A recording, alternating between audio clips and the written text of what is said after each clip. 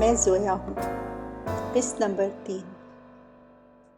صبح کی تھکی ہوئی زویا کی آنکھ ایسے لگی کہ پھر اس کو کوئی ہوش نہیں رہا۔ پتہ نہیں کیا وقت تھا جب کسی کے بولنے کی آواز پر اس کی آنکھ کھلی۔ پہلے تو اس کو سمجھ نہیں آیا کہ وہ کہاں ہے۔ کوئی سیڑھیوں سے اتر کر نیچے آ رہا تھا۔ 2-3 آدمیوں کی آوازیں تھیں۔ زویا چپ چاپ لیٹی رہی۔ صوفے کا کپڑا اس کے اوپر تھا۔ بڑا سا صوفہ ایک کونے میں تھا۔ کسی کو کچھ پتہ نہیں چل سکتا تھا کہ وہاں کوئی ہے۔ ویسے بھی وہ لوگ خود لاک کھول کر باہر سے آئے تھے۔ 2 آدمی آئے تھے، ان کے ساتھ ایک الیکٹریشین بھی تھا۔ لو، یہ تو فیوز اڑ گیا ہے۔ پہلے بھی اسی طرح ہو گیا تھا۔ تم سے کہا تھا کہ فیوز نہیں اڑنا چاہیے۔ کوئی سخت آواز میں ڈانٹ رہا تھا۔ جناب، میں نے اپنی طرف سے پکا کام کیا تھا، مگر شاید رات کو بارش کی وجہ سے شارٹ سرکٹ ہوا ہے۔ میں نے ایسا انتظام کیا تھا کہ جیسے ہی شارٹ سرکٹ ہو تو سارے گھر کی بجلی بند ہو جائے تاکہ آگ لگنے کا خطرہ نہ رہے۔ وہ آدمی اپنی طرف سے صفائیاں دے رہا تھا۔ یوں کرو، جس جگہ شارٹ سرکٹ ہو بس اسی جگہ کی بجلی بند ہونی چاہیے، سارے گھر کی بجلی بند نہیں ہونی چاہیے تاکہ کیمرے آن رہیں۔ جناب، گھر کا جو اندرونی دروازے کا کیمرہ ہے وہ تو بند نہیں ہو سکتا کیونکہ وہ 1 سال کی بیٹری پر لگا ہوا ہے۔ اوپر والے پورشن کے 3 کیمرے اور نیچے بیسمنٹ کے 2 کیمرے بجلی پر ہیں۔ یوں کرو، سارے کیمرے بیٹری پہ کر دو۔ بڑے خان کو پتہ چلا کہ بجلی بند ہو گئی تھی اور کیمرے آف ہو گئے تھے تو ہماری شامت آ جائے گی۔ تیسرے آدمی کی کرخت آواز گونجی۔ جی دلاور بھائی، آپ فکر ہی نہیں کریں۔ اچھا، میں ذرا اندر دیکھ لوں۔ دلاور سردار جہانگیر کے کمرے کی طرف بڑھا، ناب گھما کر دروازہ کھولا اور اندر چلا گیا۔ تھوڑی دیر بعد باہر آیا اور دروازے کو اسی طرح لاک کر دیا۔ جلدی کام ختم کر کے اوپر آ جاؤ، یہ کہتا ہوا دلاور اوپر چلا گیا۔ دونوں آپس میں بہت دھیمی آواز میں باتیں کر رہے تھے۔ جیسے دلاور اوپر گیا، الیکٹریشین بولا، یار جمیل، تم سے ایک بات کرنی ہے۔ میں نے تم سے پہلے بھی کہا تھا کہ اوپر والے 2 کیمرے کام نہیں کر رہے، وہ ایک ہی جگہ رکے ہوئے ہیں۔ نئے کیمرے لگوا لو، میرا واقف ہے وہ کیمرے سستے دے گا۔ ارے آہستہ بول، یہ نہیں بتانا کہ کیمرے خراب تھے، کہنا کہ آج ہی خراب ہوئے ہیں۔ مگر یار، وہ تو پچھلے 2 ہفتوں سے بند ہے۔ چپ کر، مروائے گا کیا؟ دلاور کو پتہ نہیں چلنا چاہیے، کہنا آج ہی خراب ہوئے ہیں۔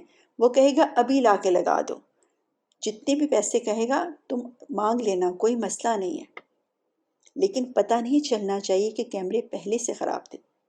یار جمیل، تم فکر ہی نہیں کرو، میں بات کو ایسے گھما کے کروں گا کہ پتہ نہیں چلے گا۔ یہ لو، بجلی تو آ گئی ہے، سارے بیسمنٹ کی لائٹ آن کر دوں کیا؟ نہیں، اس کی ضرورت نہیں ہے، بس کیمرے چیک کرو، ایمرجنسی لائٹ بھی چیک کرو، اور چھوٹے بلب جو ہیں ان کو آن رہنا چاہیے، باقی سارے بڑے بلب آف رہنے چاہیے۔ جمیل بولا۔ تھوڑی دیر بعد وہ اپنا سامان سمیٹ کر اوپر چلے گئے۔ زویا کو فکر لگ گئی کہ اگر اوپر والے کیمرے آن ہو گئے تو کیا ہوگا، وہ یہاں سے کس طرح نکلے گی۔ صوفے کے کپڑے کو پرے کر کے زویا اٹھی اور صوفے کا کپڑا اسی طرح اس پہ ڈال دیا۔ یکدم سیڑھیوں سے کوئی نیچے اترا۔ زویا جھٹ سے اسی بڑے صوفے کے پیچھے چھپ گئی۔ وہ تینوں پھر آ گئے۔ زویا نے کونے سے دیکھا، وہ 2 آدمی تو وہی تھے جو اس دن گاڑی سے سامان نکال رہے تھے۔ تیسرا الیکٹریشین کوئی اور تھا۔ اچھا دیکھو، یہ کیمرے تو خراب نہیں، یہ نیا بھی لے آؤ۔ اوپر والے 2 اور 2 نیچے والے، 4 کیمرے لے آؤ، لیکن سب کیمرے اچھی کوالٹی کے ہونے چاہیے اور بیٹری والے ہونے چاہیے تاکہ یہ بجلی کے آنے اور جانے کا رولا ہی ختم ہو جائے۔ دلاور بہت مضبوط آواز میں بول رہا تھا۔ مگر یہ بات یاد رکھنا، کیمرے بہت اچھی کوالٹی کے ہونے چاہیے۔ اب کی بار جمیل بھی بولا، ہاں یار دلاور، اب تو بہت اچھے کیمرے آ گئے ہیں۔ جی یہ کیمرہ بھی خراب ہے، الیکٹریشین نے ہال کے کیمرے کو دیوار سے اتار کر کہا۔ ٹھیک ہے، مگر یہ سارے کیمرے آج شام سے پہلے لگ جانے چاہیے۔ بس جی، آپ فکر ہی نہیں کریں، یہ میرا کام ہے، میں ابھی جمیل کے ساتھ جا کر نئے کیمرے لے آتا ہوں۔ دلاور، میں شام سے پہلے سارے کیمرے لگوا دوں گا۔ جمیل بولا، لگ بھی جانے چاہیے۔ یاد ہے، بڑے خان کو 8 بجے تک لازم سارے کیمرے آن چاہیے، وہ 8 بجے کے بعد سارے دن کی ریکارڈنگ دیکھتے ہیں۔ پچھلے ہفتے سے وہ شکار پر گئے ہوئے ہیں، اس لیے یہ ساری ذمہ داری اب مجھ پہ آئی ہوئی ہے۔ دلاور یہ کہتا ہوا ان دونوں آدمیوں کے ہمراہی میں سیڑھیوں کی طرف بڑھ گیا۔ واقعی یہ سب قدرت کا کمال ہے، ورنہ کیمرے خراب نہ ہوتے۔ اور سردار صاحب کا اکلوتا کیمرہ، وہ تو ٹھیک تھا، لیکن اللہ نے زویا کو بچا لیا۔ زویا کافی دیر خاموش بیٹھی سوچتی رہی، اور پھر دیواروں کے ساتھ ساتھ چلتی ہوئی وہ کچن تک آ گئی۔ اس کو معلوم تھا کیمرے نہیں ہیں، لیکن وہ پھر بھی احتیاط کر رہی تھی۔ کچن کی کھڑکی کو اندر سے بند کر دیا گیا تھا، شاید انہوں نے دیکھ لیا تھا کہ یہ جالی خراب ہو گئی ہے۔ زویا نے کچھ دیر انتظار کیا، باہر سے گاڑی سٹارٹ ہونے کی آواز آئی، پھر بڑا گیٹ بند کر دیا گیا۔ زویا نے کچن کی کھڑکی کھولی، اس کو یہیں سے نکلنا تھا۔ اس نے غور سے دیکھا کہ کس طرح باہر نکل کر کھڑکی کی کنڈی کو بند کر سکتی ہے۔ اس نے 2-3 بار ٹرائی کی کہ اگر کنڈی کو سیدھا کھڑا کر کے رکھ کے وہ خود کھڑکی سے باہر نکل جائے اور پھر کھڑکی کو زور سے بند کرے تو کنڈی خود بخود گر کر بند ہو جائے گی۔ یہ کام زویا کے لیے مشکل نہ تھا۔ اس کے گھر کا بڑا گیٹ اکثر اسی طرح بند کر کے کالج جاتی تھی، اور دادا ابو کو صبح ناشتے کے وقت زویا کے کالج جانے کے بعد صحن عبور کر کے گیٹ بند کرنے کے لیے نہیں آنا پڑتا تھا۔ زویا نے ان کی سہولت کے لیے یہ طریقہ اختیار کیا تھا، اور یہی ترتیب آج اس کے کام آ رہی تھی، کیونکہ زویا نہیں چاہتی تھی کہ ان لوگوں کو کچن کی کھڑکی کھلی ملے جبکہ وہ خود اس کو بند کر کے گئے ہوں۔ جس طرح دلاور ایک ایک چیز کو چیک کر رہا تھا، لگتا تھا اس پر ساری ذمہ داری ہے۔ زویا کچن کی کھڑکی سے نکلنے سے پہلے ایک بار پھر ادھر ادھر دیکھ رہی تھی، کوئی چیز تو نہیں رہ گئی۔ کالج بیگ کندھے سے اتار کر اس نے اپنے بیگ میں ڈال لیا اور سنک کے راستے کچن کی کھڑکی سے باہر نکلی۔ کھڑکی کو اسی طرح بند کیا، ہلکا سا زور سے جھٹکا لگایا تو کنڈی نیچے گر گئی اور اندر سے کھڑکی بند ہو گئی۔ نیچے اتر کر وہ اینٹیں بھی اٹھا کر وہاں رکھ دی جس کو رکھ کر وہ کچن میں داخل ہوئی تھی۔ احتیاط سے دیوار کے ساتھ ساتھ چلتے ہوئے اس نے بیسمنٹ کی کھڑکی سے جھانکا۔ سردار صاحب ادھر ہی دیکھ رہے تھے، چپ چاپ مسکرائے۔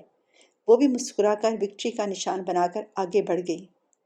مطلع بالکل صاف تھا، بارش کے بعد سارا ماحول نکھرا ہوا تھا۔ درخت، سبز پتے، گھاس، خضر و پھول سب بارش سے نہا کر بہت تر و تازہ لگ رہے تھے۔ یہ علاقہ کافی خاموش تھا، مگر صبح کے وقت آمد و رفت کم ہو ہی جاتی تھی۔ سڑک پر چلتی ہوئی گاڑیوں کی آوازیں آ رہی تھیں۔ زویا نے کلائی پر بندھی ہوئی گھڑی میں دیکھا، صبح کے تقریباً 9:30 ہونے والے تھے۔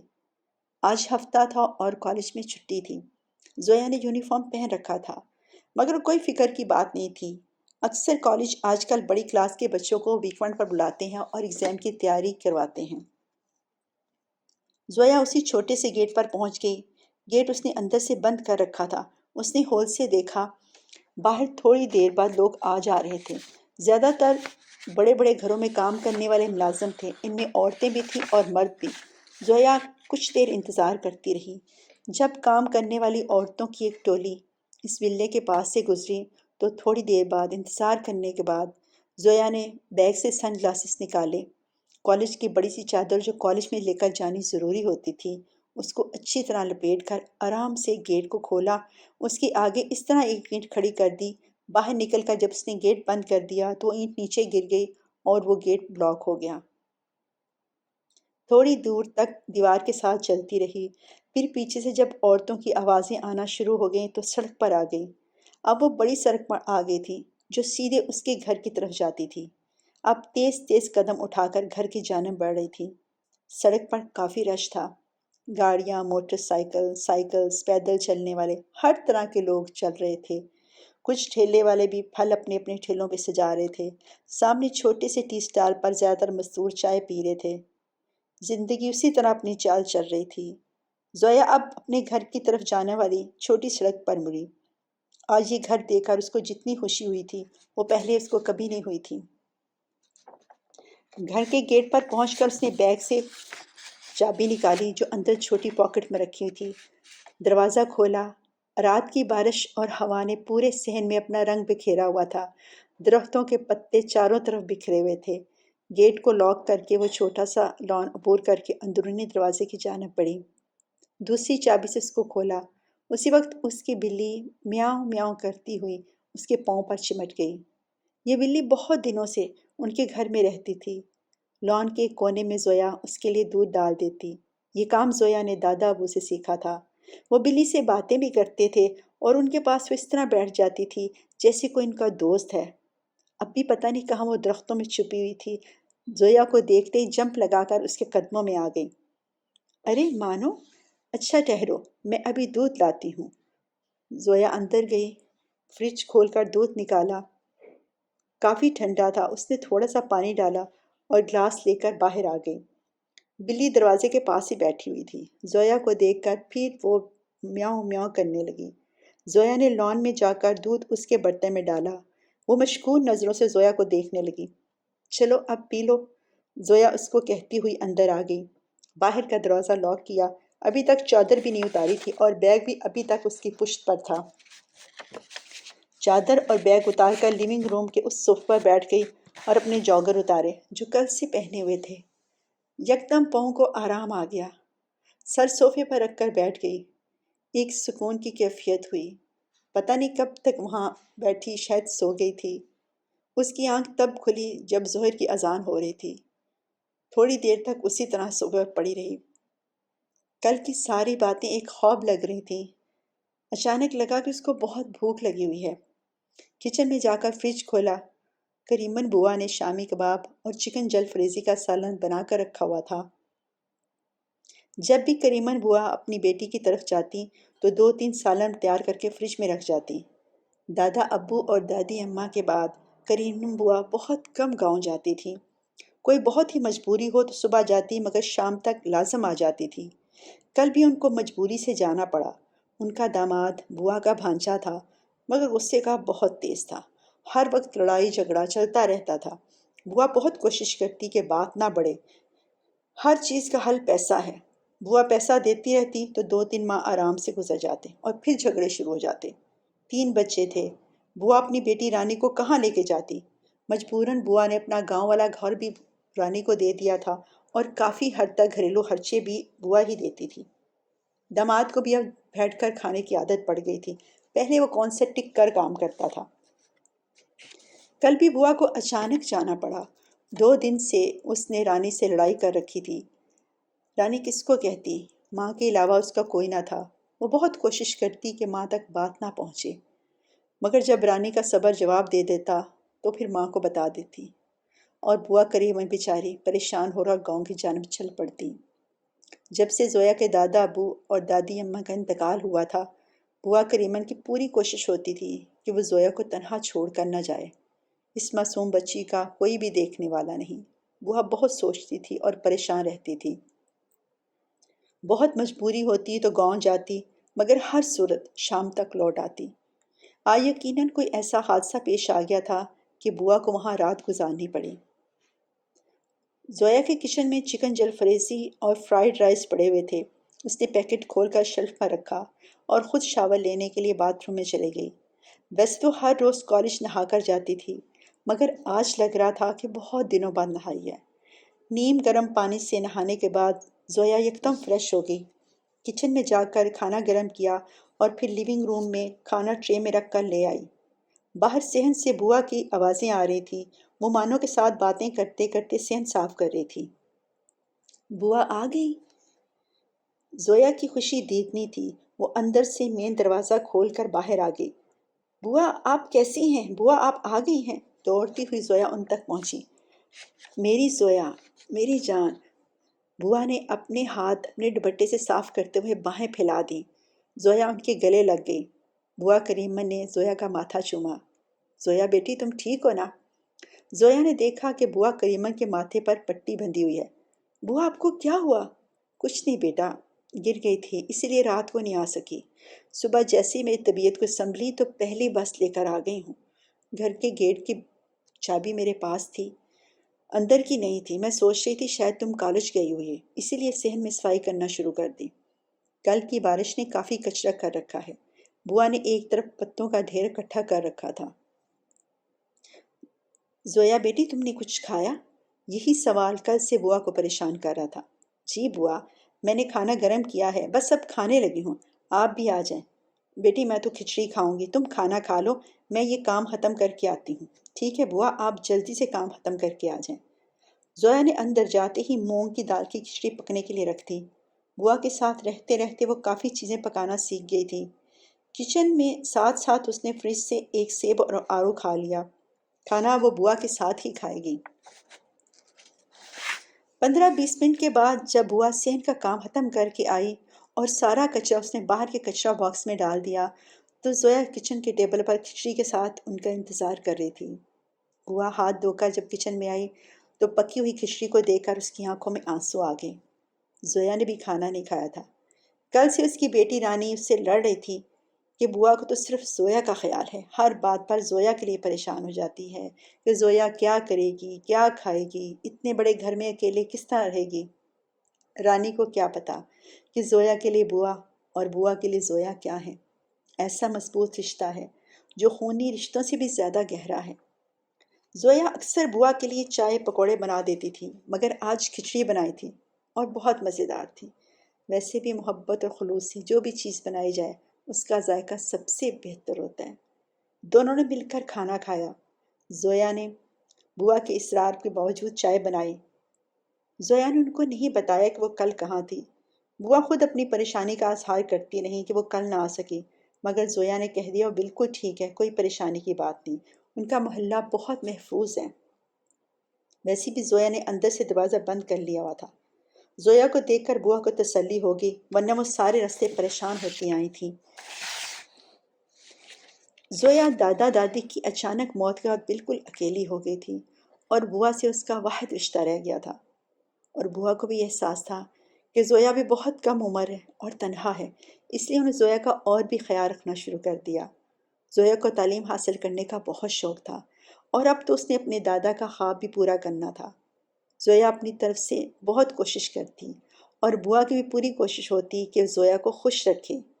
زویا ان کی بہت عزت کرتی تھی، اتنی عزت اور احترام تو ان کی سکی بیٹی رانی بھی نہیں انہیں دیتی تھی، بلکہ اب تو رانی بھی اپنے شوہر کی طرح مطلبی ہوتی جا رہی تھی۔ ماں کے ساتھ صرف پیسے کا رشتہ رہ گیا تھا، جب پیسے چاہیے تو ماں یاد آ جاتی، ورنہ ہفتوں پوچھتی بھی نہ تھی۔ اب کی بار تو حد ہو گئی۔ رانی کے بلانے پر جب بوا گاؤں میں پہنچی تو داماد اور بیٹی میں خوب لڑائی ہو رہی تھی۔ بات گالی گلوچ سے نکل کر مار کٹائی تک پہنچ گئی تھی۔ بوا نے جب دونوں کو چھڑانا چاہتا تو داماد نے اتنی زور سے دھکا دیا کہ بوا بیچاری سیدھی دیوار میں جا لگی۔ ماتھے سے خون کا فوارہ نکلنے لگا تو دونوں کو ہوش آیا۔ بوا تو بے ہوش ہو کر نیچے گر گئی۔ جلدی ہی گاؤں کے واحد ڈسپنسر کو بلایا گیا، اس نے پٹی کی اور نیند کی دوائی دے دی۔ رانی نے ہی زویا کو میسج کر دیا تھا کیونکہ بوا نیند میں بار بار زویا کا نام لے رہی تھی۔ رانی کو اپنی ماں کو دیکھ کر بہت دکھ ہوا۔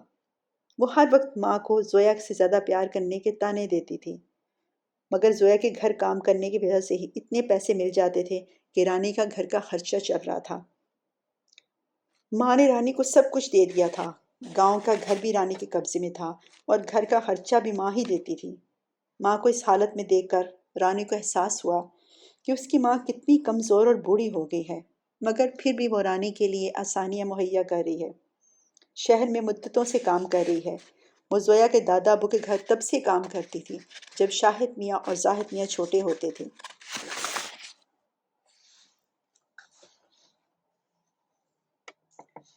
اسی گھر نے بوا کو بہت عزت بھی دی تھی اور سائبان بھی دیا تھا۔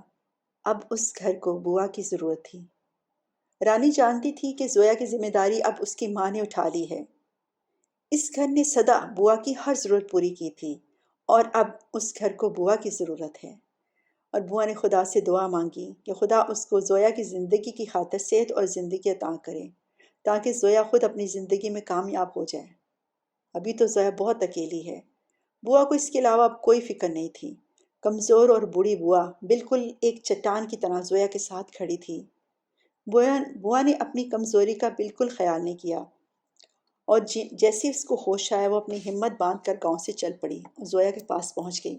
جب تک اس نے زویا کو نہیں دیکھا تھا وہ بہت پریشان تھی۔ جب اس نے دیکھا کہ زویا گھر کے اندر بالکل ٹھیک ٹھاک ہے تو بوا نے خدا کا 1000 بار شکر ادا کیا۔ چائے کے بعد بوا نے رات کے کھانے کی تیاری شروع کرنی تھی، مگر زویا نے کہا بوا آپ آرام کریں اور خود نے ان کو گرم دودھ کے ساتھ پروٹین کھانے کے لیے دیا۔ پھر زویا اسٹڈی میں آ گئی، چائے پی کر فریش ہو گئی۔ اب کالج کا کام کرنے والا تھا۔ اپنا روٹین کا سارا اسٹڈی کا سیشن ختم کرنے کے بعد زویا کمپیوٹر پہ سردار صاحب کے بچوں کے بارے میں سرچ کرنے لگی۔ مسلسل 1 گھنٹے کی محنت کے بعد وہ انگلینڈ کے اس ہاسپٹل تک پہنچ گئی جہاں سردار جہانگیر خان کے دونوں بیٹے ڈاکٹر تھے۔ پرسنل پروفائل سے ان کے نمبر لیے اور ان کو آن لائن میسج بھیجا کہ اس کا نام زویا ہے اور وہ ان سے بات کرنا چاہتی ہیں۔ زویا کو امید تو نہیں تھی کہ وہ اس کا میسج چیک کریں گے کیونکہ وہ بہت بڑے ڈاکٹر تھے، لیکن زویا اپنی طرف سے پوری کوشش کرنا چاہتی تھی۔ زویا نے سردار جہانگیر کے بڑے بیٹے شہباز خان کو میسج تو بھیج دیا، مگر اتنے بڑے سرجن، اتنے مصروف سرجن اس کے میسج کا کب جواب دیں گے، جبکہ وہ زویا کو جانتے بھی نہیں تھے۔ مگر زویا نے ہر روز ان کو میسج کرنے شروع کر دیے، مگر جواب ندارد۔ ادھر سردار جہانگیر صاحب کے ساتھ زویا کا رابطہ اب صرف ایموجیز تک تھا۔ دونوں کسی قسم کا کوئی رسک نہیں لینا چاہتے تھے۔ اب تو پھر سردار جہانگیر خان کو روشنی کی مدھم کرن نظر آئی تھی، اور یہ ہلکی سی روشنی ان کے حالات کے اندھیرے میں کسی سورج سے کم نہ تھی۔ اب وہ صرف صبر اور نماز سے مدد لے رہے تھے جو ان کو ہمت نہیں ہارنے دیتی تھی۔ آخر ایک دن تھک ہار کر زویا نے ڈاکٹر شہباز خان کو فون کرنے کا سوچا۔ سردار جہانگیر سے ملے اسے 15 دن ہو گئے تھے۔ اس دن کے حادثے کے بعد زویا اب کالج ایک بڑی سی کالی چادر اوڑھ کر جاتی اور 5-6 لڑکیوں کے گروپ میں جاتی، چہرہ اچھی طرح ڈھانپ لیتی اور سن گلاسز تو اس نے اپنے لیے لازم کر دیے تھے۔ اس کی آنکھوں کا رنگ سب سے مختلف تھا۔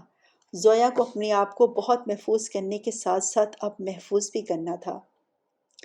زویا نے انگلینڈ کی ٹائمنگ چیک کی کیونکہ پاکستان سے انگلینڈ کا وقت تقریباً 8-9 گھنٹے پیچھے تھا۔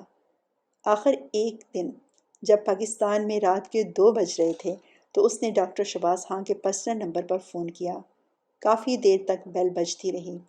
زویا مایوس ہو کر فون بند کرنے لگی تھی کہ کسی نے فون اٹھایا اور بہت ہی بردبار آواز میں ہیلو کہا۔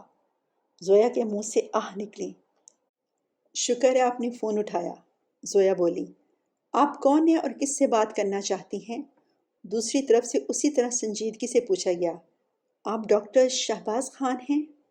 زویا کی آواز میں بے یقینی کے ساتھ ساتھ ایک خوشی بھی تھی۔ جی، میں ڈاکٹر شہباز خان بول رہا ہوں۔ ڈاکٹر صاحب، آپ پہلے مجھ سے وعدہ کریں آپ میری بات سنیں گے اور فون بند نہیں کریں گے۔ میں پاکستان سے زویا بول رہی ہوں۔ مگر میں کسی زویا کو نہیں جانتا جو پاکستان میں رہتی ہو۔ دوسری طرف سے سنجیدگی روکھے حد تک پہنچ گئی تھی۔ بالکل، آپ مجھے نہیں جانتے، مگر میں آپ کو جانتی ہوں۔ آپ سردار جہانگیر خان صاحب کے بڑے بیٹے ڈاکٹر شہباز جہانگیر ہیں؟ جی۔ پھر؟ اب کی بات اکتاہٹ بھرا ہوا انداز تھا۔ مجھے آپ کے والد جہانگیر صاحب کے بارے میں بات کرنی ہے، مگر مجھے ان کے بارے میں بالکل بھی بات نہیں کرنی، جلدی سے جواب دیا گیا۔ پلیز پلیز میری بات سنیں، مگر دوسری طرف سے فون بند کر دیا گیا تھا۔ ٹھیک ہے، فون تو بند کر دیا ہے، مگر میں ان کو اسی فون پر میسج تو بھیج سکتی ہوں۔ یہی سوچ کر زویا نے فوراً میسج بھیجا۔ پلیز، آپ کے والد صاحب بہت بیمار ہیں۔ کیا آپ کو ان کا کوئی خیال نہیں؟ مجھے انہی کے بارے میں آپ سے بات کرنی ہے، مگر دوسری طرف سے کوئی جواب نہیں دیا گیا۔ پچھلے تقریباً 1.5 سال سے ڈاکٹر شہباز بہت پریشان رہے تھے۔ زندگی کی ہر خوشی بے معنی لگنے لگی تھی۔ بہت خوش مزاج، زندگی سے بھرپور ڈاکٹر شہباز بہت سنجیدہ بلکہ کافی حد تک کرخت ہو گئے تھے۔ ان کا لہجہ بہت ترش ہو گیا تھا۔ ساتھ ہی ڈاکٹرز نے بھی یہ بات نوٹ کی تھی کہ ڈاکٹر صاحب بہت بدل گئے ہیں۔ اپنا کام تو اسی طرح لگن اور ایمانداری سے کرتے تھے، مگر دوستوں کے ساتھ میل جول تقریباً ختم کر دیا تھا۔ کسی بھی پارٹی فنکشن میں بالکل شریک نہیں ہوتے تھے۔ اب تو بہت کم مسکراتے تھے۔ 6 فٹ سے نکلتا ہوا قد، بہت خوبصورت روشن آنکھیں، سرخ و سفید رنگت، کلین شیو اور گھنے بال ان کی شخصیت بہت متاثر کن تھی، اور ان کی مسکراہٹ بے حد خوبصورت اور بہت دلکش تھی۔ مگر یہ سب پتہ نہیں اب کہاں غائب ہو گیا تھا۔ کچھ الجھے ناراض لگتے تھے۔ اب تو ڈاکٹر فرا سے بھی کوئی بات نہیں کرتے تھے۔ اگر کبھی اکیلے ان دونوں کو بیٹھنے کا موقع ملتا تو ڈاکٹر شہباز فوراً وہاں سے اٹھ کر چلے جاتے۔ ڈاکٹر فرا سب کچھ دیکھ رہی تھی، مگر کچھ نہیں کہہ سکتی تھی۔ ان دونوں کے درمیان ایک ان کہا رشتہ تھا، یا شاید نہیں تھا۔ وہ فرا کا وہم ہوگا، اس لیے فرح بھی چپ رہی۔ ڈاکٹر شہباز بہت ہی الگ تھلگ رہنا شروع ہو گئے اور ڈاکٹر فرح ان سے پوچھ نہ سکی۔ زویا کے میسج ڈاکٹر شہباز خان کے ان باکس میں آتے رہے مگر وہ ان کا جواب نہیں دیتے۔ پھر زویا نے خود ہی کال کی تو ڈاکٹر صاحب پاکستان کی کال دیکھ کر حیران ہو گئے۔ جب انہوں نے فون ریسیو کیا اور زویا نے بتایا کہ وہ ان کے والد کے بارے میں بات کرنا چاہتی ہے تو پہلے تو ان کو بہت حیرانگی ہوئی، یہ کون لڑکی ہے؟ اور پھر غصہ آیا کہ وہ اس موضوع پر کسی قسم کی بھی کوئی بات نہیں کرنا چاہتے۔ ان کے والد نے جو کچھ کیا ہے ان کی برداشت سے باہر تھا۔ ڈاکٹر شہباز خان سوچ بھی نہیں سکتے تھے کہ ان کے والد ان کے ساتھ یہ سب کچھ بھی کر سکتے ہیں، اس لیے غصے سے انہوں نے زویا کا فون کاٹ دیا۔ مگر یہ لڑکی بار بار ان کو میسج کرتی رہی، پلیز ڈاکٹر صاحب میرے ساتھ ایک بار بات کریں، اگر آپ کو اپنے بابا سے ذرا بھی پیار ہے تو پلیز، وہ بہت بیمار ہیں، بہت کمزور ہیں، کوئی ان کی دیکھ بھال کرنے والا نہیں، انہوں نے کتنے پیار سے آپ کو پالا ہوگا، ان کی کوئی شفقت، کوئی محبت، آپ کو کچھ یاد نہیں آتا، کیا آپ ان کو بالکل بھلا چکے ہیں؟ زویا کا اتنا بڑا میسج بہت متاثر کن تھا۔ پتہ نہیں ان الفاظ میں کیا تھا کہ ان کا دل اپنے باپ کی یاد میں تڑپ گیا۔ مگر بابا نے ہمارے ساتھ کیا کیا ہے؟ کیوں کیا ہے؟ وہ ہمارے ساتھ یہ کیا کر رہے ہیں؟ کیوں ان کی نئی دلہن ان کی دیکھ بھال نہیں کر رہی جس کی خاطر وہ ہم سب کو بھول گئے، ہماری پیاری ماں کو بھول گئے؟ آخر جل کر ڈاکٹر شہباز نے یہ میسج بھیجا۔ اب کی بار جب ڈاکٹر شہباز نے کا یہ میسج آیا تو زویا پڑھ کر حیران ہو گئی۔ یقیناً آپ کو بہت بڑی غلط فہمی ہوئی ہے۔ آپ کے بابا تو بہت بوڑھے اور کمزور ہیں، شادی تو انہوں نے ہرگز نہیں کی، پلیز پلیز آپ مجھے فون کریں جب بھی آپ فارغ ہوں۔ جب ڈاکٹر صاحب نے زویا کا یہ آخری میسج پڑھا تو میسج کو کیے ہوئے 4 گھنٹے ہو چکے تھے۔ آج ڈاکٹر صاحب کا آپریشن ڈے تھا اور وہ کافی مصروف تھے۔ انہوں نے صرف اوکے لکھ کر میسج سینڈ کر دیا۔ ایمرجنسی میں 2 اور بڑے آپریشن کرنے پڑے۔ آخری سرجری کرنے کے بعد وہ اس قدر تھک گئے تھے کہ ہاسپٹل ہی میں ڈاکٹرز کے لیے ریسٹ روم میں گئے، 3 قضا نمازیں ادا کی اور وہیں بیڈ پر لیٹ گئے، پھر پتہ نہیں کب تک سوتے رہے۔ ڈاکٹر شہباز خان بہت کوشش کرتی کہ نماز وقت پر ادا کی جائے، کیونکہ پاکستان میں انہوں نے والدین سے یہی تربیت حاصل کی تھی کہ نماز ہمیشہ مقررہ وقت پر ادا کی جائے۔ جب سے وہ انگلینڈ آئے تھے، جب وہ فارغ ہوتے تو نماز کا وقت ہوتے ہی ان کے سیل فون پر ان کا سیٹ کیا الارم بج جاتا اور وہ نماز ادا کرنے میں کوئی کوتاہی نہ کرتے۔ مگر جب ان کے آپریشن زیادہ ہوتے تو اکثر وہ اسی طرح قضا نماز ادا کرنے کے بعد ہی ریسٹ کرتے۔ روم میں دوسرے ڈاکٹرز آئے تھے، وہ بہت دھیمی آواز میں بات کر رہے تھے، مگر ڈاکٹر شہباز خان کی آنکھ کھل گئی۔ Doctor Shahbaz Khan attach washroom میں گئے، فریش ہو کر باہر نکلے۔ وہ دونوں ڈاکٹرز بھی بیڈ پر لیٹ چکے تھے، وہ کافی تھکے ہوئے لگ رہے تھے۔ ڈاکٹرز بھی مزدوروں کی طرح ہی کام کرتے ہیں۔ Doctor Shahbaz Khan notice board کی طرف بڑھے۔ آج ان کا ڈیوٹی ٹائم ختم ہو گیا تھا اور آپریشن ڈے کے بعد ان کو ایک ریسٹ ڈے ملتا تھا، سو کل ریسٹ ڈے ہوگا۔ ڈاکٹر شہباز خان نے کمپیوٹر میں سائن کیے اور گھر جانے کے لیے ہاسپٹل سے باہر نکلے۔ اسی وقت ڈاکٹر فرح داخل ہو رہی تھی۔ انہوں نے ڈاکٹر شہباز کو رسمی ہیلو کہا، جواب بھی رسمی ہی رہا، اور وہ اپنی گاڑی کی جانب بڑھ گئے۔ گاڑی سٹارٹ کرنے کے بعد انہوں نے سیل فون چیک کیا تو دیکھا زویا کے 3 میسج آئے ہوئے تھے۔ زویا کی ریکویسٹ پڑھ کر وہ کچھ دیر سوچتے رہے۔ وہ اس لڑکی کو جانتے بھی نہیں، مگر وہ بار بار ان سے رابطہ کر رہی ہے اور اب تو ان کے بابا کے بارے میں بہت ہی جذباتی انداز میں لکھ رہی ہے۔ پتہ نہیں کیوں ڈاکٹر صاحب کا دل نرم پڑ گیا، ورنہ بابا جو کچھ ان دونوں بھائیوں کے ساتھ کر رہے تھے اس کے بعد وہ بابا کا نام بھی سننا نہیں چاہتے تھے۔ آگے کیا ہوا اس کے لیے سنیے اگلی قسط۔